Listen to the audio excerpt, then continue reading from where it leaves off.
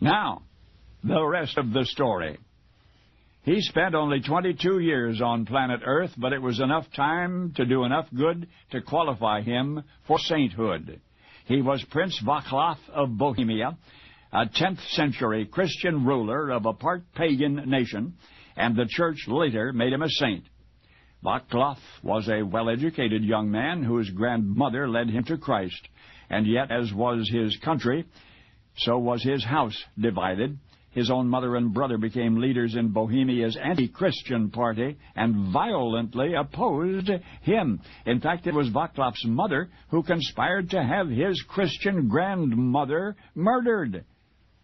And the deed was accomplished by two nobles from the opposing party. But the prince had no trouble in discovering his mother's guilt. He would have been justified in having her executed.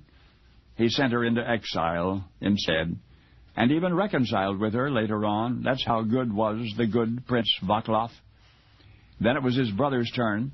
His brother was a hot-headed young man who had always been jealous of him, and it was in the summer of 929 that he plotted to assassinate the prince. First, the brother invited Václav to his home to celebrate a religious feast. The plan was to kill Václav at the end of the banquet, but something went wrong and the opportunity was missed.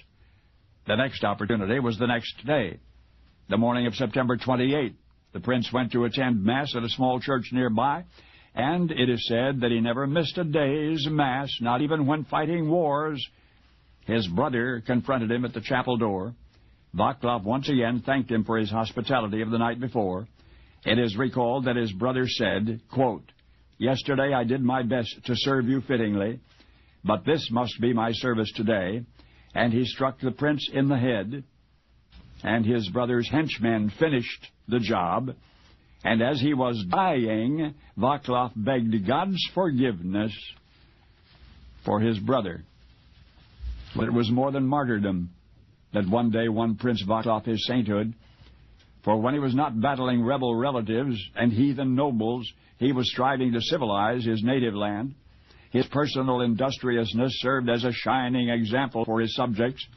He devoted himself particularly to reforming the Bohemian judicial system. He ordered many gallows destroyed, many prisons closed.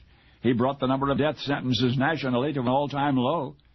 "May the love of peace, at home and abroad, animate the country," he said. And his people listened, and posterity honored him, not only with sainthood, but with a song, a Christmas carol, which mistakenly refers to him as a king.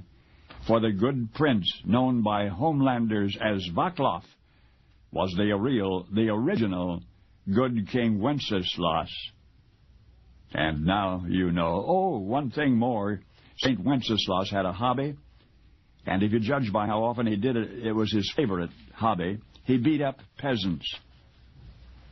I mean all the time. No, really, he invited them over for dinner and beat them up. Now you know the rest of the story. And now the rest of the story. I have vivid childhood memories of listening to the Christmas carol, Good King Wenceslas. I remember being confused by the spelling of the name, the pronunciation of the name, which I still have trouble with, and wondering if he was a real person. As Mr. Harvey explained, Wenceslas was certainly a real person.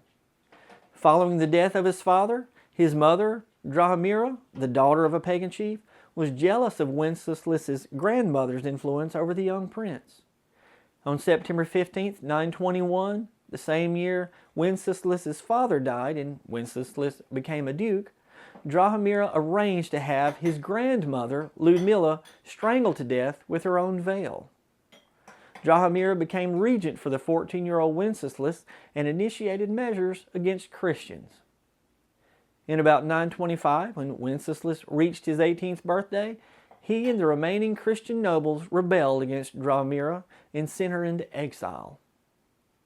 Mr. Harvey explained that Wenceslas was the Prince of Bohemia from 921 until his assassination on September 28, 935, by his brother Boleslas the Cruel and his henchmen. Immediately following his death, Wenceslas was considered a martyr and a saint. Within a few decades of his death, 4 biographies or hagiographies on Wenceslas were in circulation. A hagiography is a biography of a saint.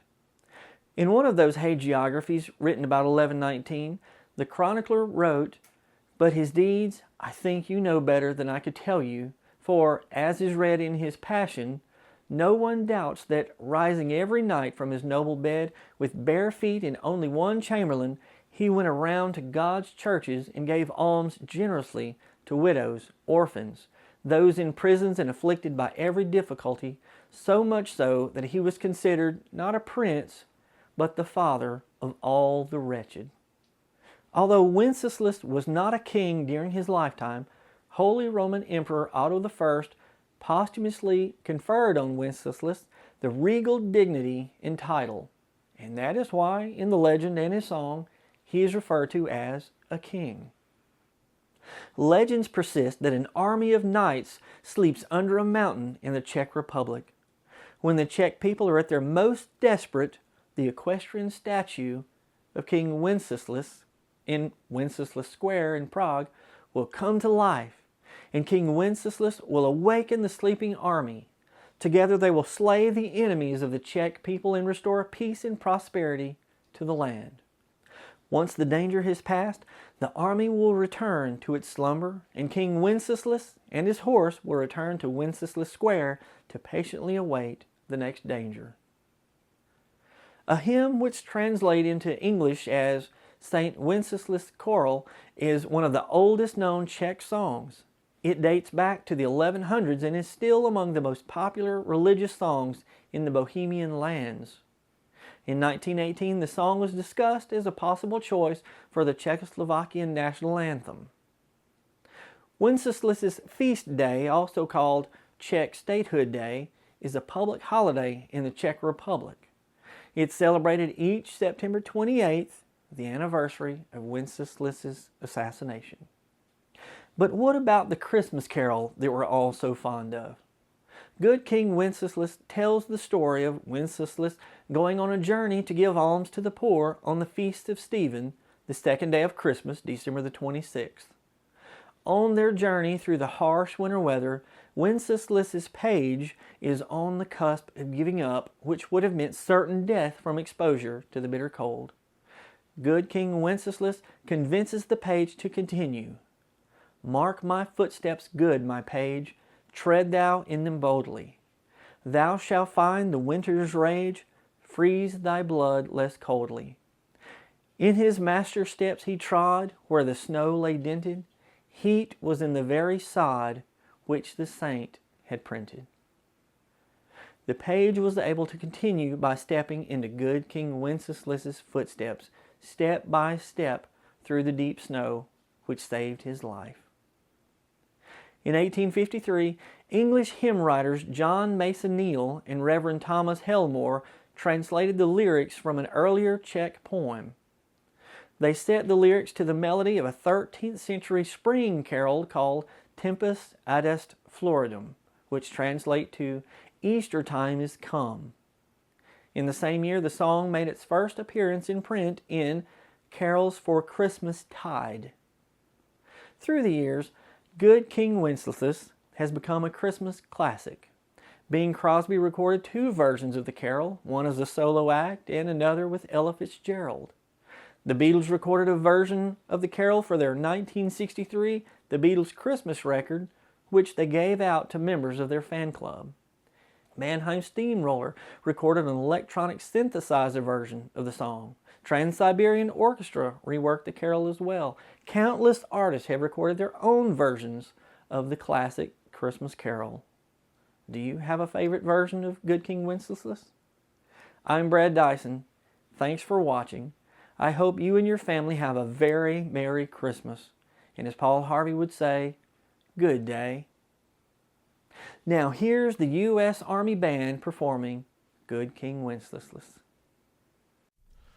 Good King Wenceslas looked out on the feast of Stephen, when the snow lay round about, deep and crisp and even. Brightly shone the moon that night, though the frost was cruel, when a poor man came in sight, gathering winter fuel. Bring me flesh and bring me wine, bring me pine logs hither.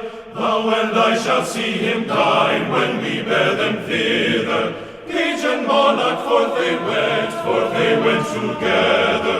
Through the rude winds wild lament and the bitter weather. In his master's steps he trod, where the stone, it was in the very sod which the saint had printed. Therefore Christian men we should, wealth or rank possessing, ye who now will bless the poor, shall yourselves find blessing.